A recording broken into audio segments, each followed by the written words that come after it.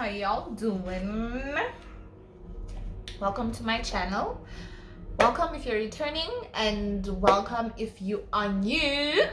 I hope you like me. I hope you like the video. Please subscribe, like, share, and yeah, do all those things.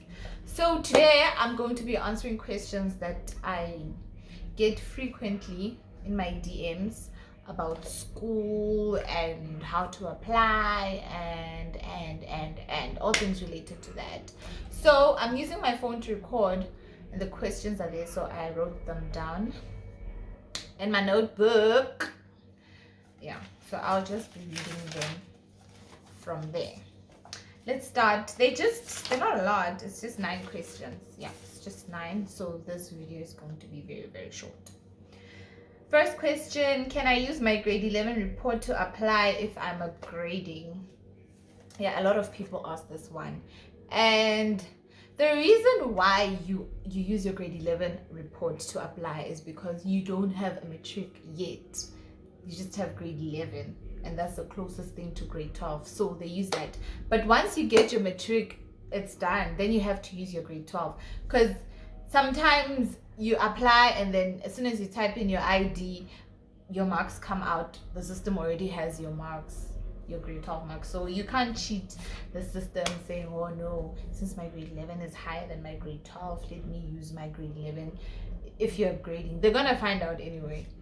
So yeah, you use that, and then a lot of universities give you an option when you're applying to say that you're actually upgrading, so they give you a second chance. Like, let me use UJ. I know UJ does that because it's what happened with me when I was applying at UJ. I applied when I was doing grade 12 for the second time. For those who don't know, I did grade 12 twice. So when I was doing grade 12 the second time, I applied at UJ. I applied for engineering, and they accepted me. I mean, they rejected me, sorry. They rejected me the first time. They're fast, those ones. You apply in June, they're already rejecting you before the year ends, and yo, I was so hurt. I'm like, guys. But they rejected me, and then after like a month or 2, they sent me another email saying that, okay, we noticed that you are upgrading, so when the results come out in January, you don't need to send us your results. We will automatically get your results, and then we will just reconsider your application. And I was like, okay, sure, second chance nyana. So when my results came out in Jan, they automatically sent me an email. They accepted me, they offered me bursaries and stuff. So I guess some universities work like that. So to answer your question, you can use your grade 11, but you need to also use your grade 12 also. Yeah, you can't just use it your grade 11 only. Number 2, which results did you use to apply for medicine? Yeah, I think maybe I explained that a little. I didn't apply for myself. There's this guy that helped me apply. He actually does that as a business. He applies for students. I think I'm gonna drop his, I don't know if I'm allowed to drop his numbers or something. Yeah, in the section. What section is that where we actually drop? Guys, I'm not a YouTuber like that, so I don't know these things. But yeah, I will write down his information. He applied for me, but he used my grade 12, the certificate that I got at first, to apply. And then each time I would get new results, like if I would get March results, he would also upload the results on my portal. If I'd get June results, he would upload them. September, he would upload them, the new ones, just like that. And then yeah. But since I only applied for medicine at SMU, and it took a while actually for me to get accepted, because I wasn't part of the first batch that was accepted, because I had a missing proof of payment. Yeah, I didn't send in the proof of payment, so they didn't really look at my thingy until I went there. Then they told me, oh, you're missing a document, that's why. And then I gave them, and then yeah, that happened. Number 3, how did you study in order to get high marks in grade 12? I already have a video about that. Yeah, if you can just check, I have a video about how to study to do well. But basically, like, I can give you all the advice in the world, but the most important thing is discipline. If you don't have that, there are no shortcuts. You just have to discipline yourself, focus, forget about your social life, forget about Instagram, and yeah, just sacrifice for that year.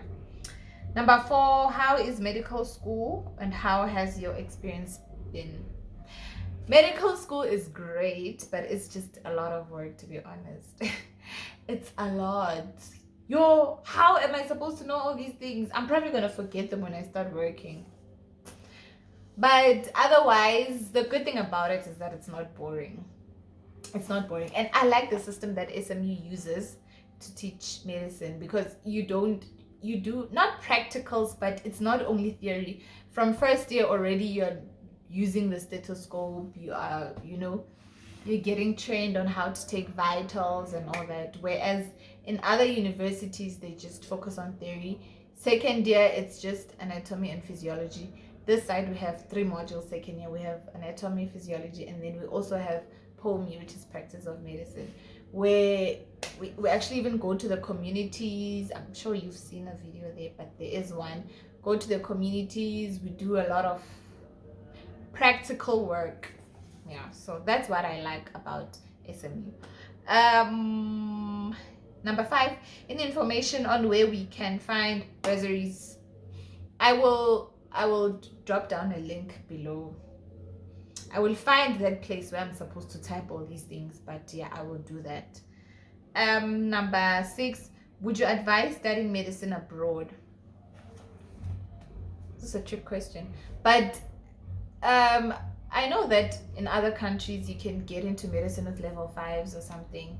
Yeah, so I guess if maybe they don't accept you in South African medical schools, you can apply to those overseas, because the requirements are a bit lower than ours here. But at the end of the day, medicine is medicine.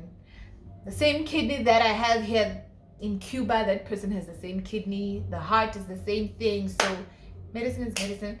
I guess maybe the only difference would be that in other countries there's certain diseases that are common, and then this side, like, we have HIV that's common and all these things, so we focus on that, and then that side they focus on whatever is common that side, if that makes any sense. Number 7, what can I do to improve my marks? Study. Study. If you don't understand, go get help. Don't have pride. Go to your teachers, go to your friends that actually understand. Don't have that pride that no, this person's gonna look at me somehow if I can't understand this simple thing. No. And don't just skip it because you don't understand it. Try. Don't give up on yourself. If you're not gonna believe in yourself, who will?